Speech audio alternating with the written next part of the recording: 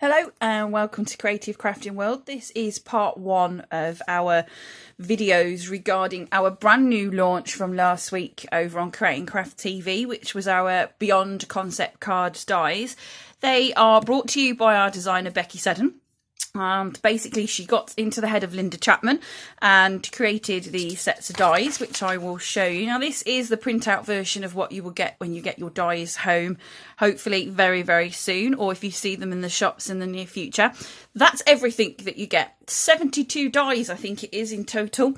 That includes all these embellishments, this includes all your fold lines, and it allows you to create A4 and A5 size concept cards. So top tip for you, get yourself some magnetic sheets to store these dies on and keep them separate. So what I've done is I've got one for my A4 and I've got one for my 7x5, and then I have got a little A5 piece of magnetic board, which is where I have kept all of those little embellishments. So these are the things that are going to create your borders, your corners and your flourishes. Like I say, this is your 7x5. So you'll see you get a square aperture with this one. It will only fit this size. We will be bringing more in the future, so watch this space. You've got your crease lines, and these will obviously be what will give you your concept dies, which I'll talk through very shortly. So this is your A4. Let me just move it up a little bit for you.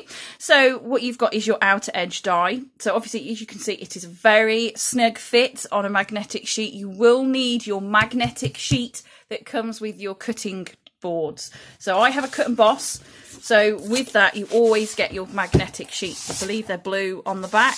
So you will need those to help hold those dies in place. But we will go through that more as the parts of the video continue. We're going to do part one, which is today, talking through what you'll get when you get the kit. We'll go through part two, will then be your apertures and the sort of simple types of ones, cards that you can make with this collection. And then stage part three and so on will be the different types of folds. But I'm going to quickly run through what you get. So this is the circle one, which again, you only can fit with your A4 size, but we will be bringing you with the shapes, so please don't worry.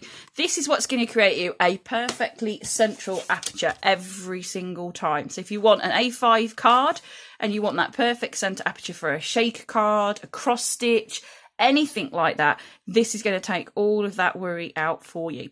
So that's how that is created. Now you get your extra crease lines, so you will see I'll pull some of these out of the way. So if you wanted to create that card I've just showed you, you would take all of these.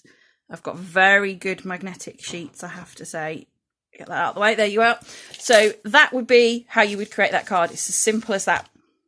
That creates that perfect aperture every time, so you could run that through the machine over and over again.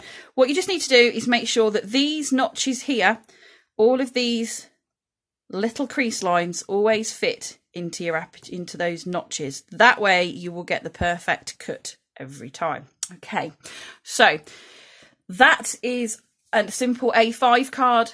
That is an A5 card with an aperture. Then if you wanted to add some of our flourishes, that's what these notches along the side are all about. So if I just slot that in there, and again, we'll put one in that end.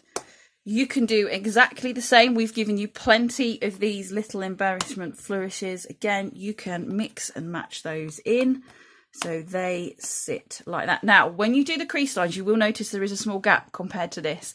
That is because when you fold a card, it gives you a bit more the thickness than it would normally. So what we've done, we've allowed that already. You don't need to worry about that. That's going to give you perfect symmetry when you cut. You can run through that all through your machine all at the same time, and you would then have that card but with two shapes on either side. Now, very quickly, because like I say, I am going to run through how each of these work over the course of a few videos. So you do just swap in, swap out. This is then, if you wanted a gatefold card, you would slot one in there, one in there, whip that one out. That is your template and your die cut for a simple, perfect every time gatefold card. So within your pack, you will always get these. you're going to get a full A4 pack, which will explain to you all the different things. So I've already shown you how simple it is to do one of those. I've just showed you how to do one of those. I've showed you, obviously, how you can add extra shapes in to create different things. Obviously, we've given you the instructions very simply in picture format. It is a case of swapping things in and out, in and out. So we've given you eyelets. Excuse me. Eyelets. We've given you apertures. These are obviously how you create your stepper cards, which I will run through on another video. So again, we're showing you the different ones. We've got circles. Now, what you can do is start to do your flourishes in the corner. This is just showing you some of the different variations. Now, we move on to the 7x5. Same concept. You're getting the outer edge. You're getting your centre crease fold, so you can make perfect 7x5 cards. We've given you the crease lines to create 7x5 stepper cards. This time, you're getting a square aperture. And again, you would pop that in the centre over that line there and into those notches. And that would then take those out. That would give you a perfect square aperture every time. So, again, let me show you what you're going to see. Obviously, you can start to use those flourishes and those embellishments I've just showed you to create those. You've got your square this time, so you can start to piece those back in to create your stepper cards. And again, we've given you all of the images, so you can see what you can do. It is very much take things in. If I just show you on this one, you take things in, you take things out. It is a case of seeing what you can come up with. These fit perfectly into your corners.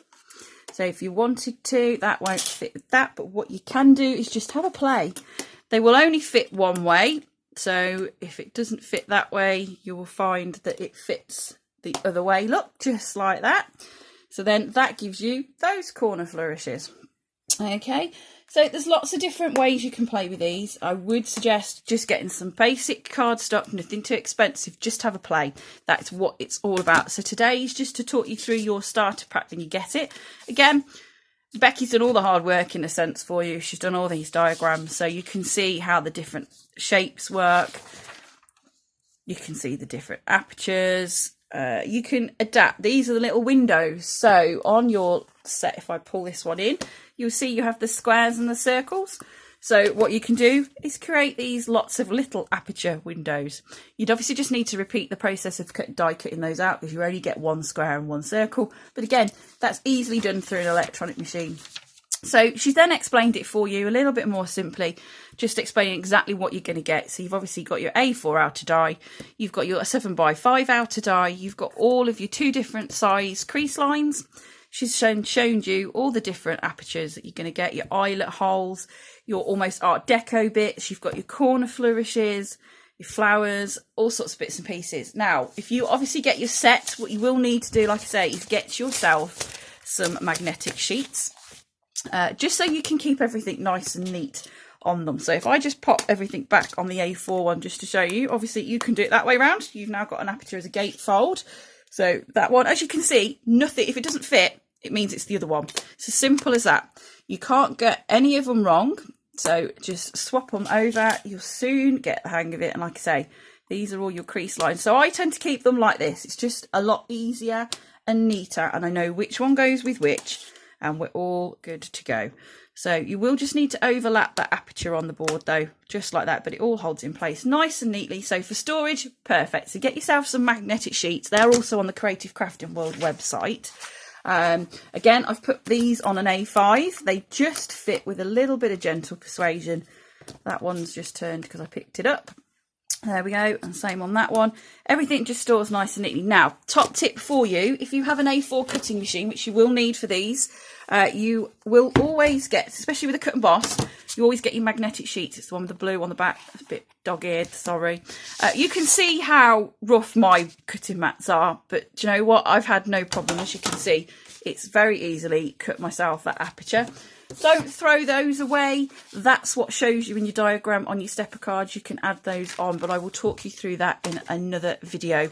So you will always need your magnetic sheet to hold your dies in place. So what I'll just quickly show you, if I just take the actual main piece out, It is a very snug fit. Let me just show you as much on the camera as I can. There, you can just about get it all in. It is a snug fit on your magnetic sheet. You will need to use that to hold your dies in place. Otherwise, you'll be taping things all day long. Now, so if I wanted to pop my aperture in there, I'm just going to pop that on there. Look, the magnetic sheet's holding it all in place. I then need my centre score line to create my A5 card when it's done. You will find, like I say, we've gone as close to A4 die cutting die as we can possibly go. So it is a very snug fit. You will just see, it's probably better to show you on this corner. If I hold the paper in place and lift it up for you, you'll just see a tiny little bit of a notch.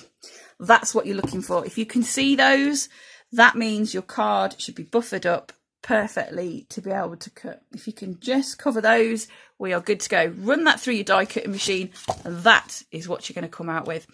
That's step one of our part one of our videos to do with our concept dies. I've decided to do them in stages. So when you get your kit, this is what you're going to get. This is what you need. You need your magnetic sheets, and you need to just get them all laid out, ready to go. Have a good flick through our guide, because it will teach you so much. We haven't given you instructions as in word verbal, but it shows you pictures, which everybody, you know, you can refer back to that. You can work it out.